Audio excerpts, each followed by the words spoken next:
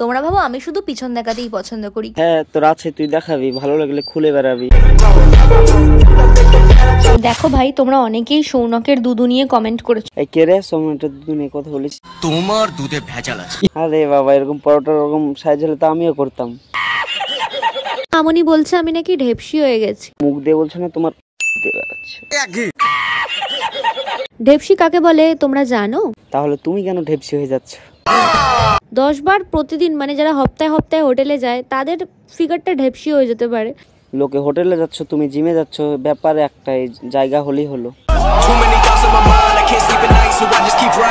আবিরটাকেই সিঁদুরের মতো করে সৌনক এমন পরিয়ে দিয়েছিল, আবির যদি সিঁদুর হতো তোদের এরকম ছাপড়িদেরকে স্বর্গে দিত।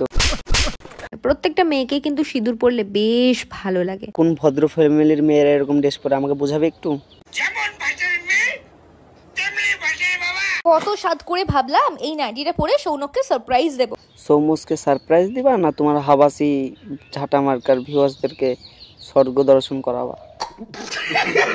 এতটাই ট্রান্সপারেন্ট, আর ভিতরে অবশ্যই কিছু পরে এটাকে পড়তে হবে। তো পরার কি আছে, ফেলে ঘর মুছে নাও না বাড়া।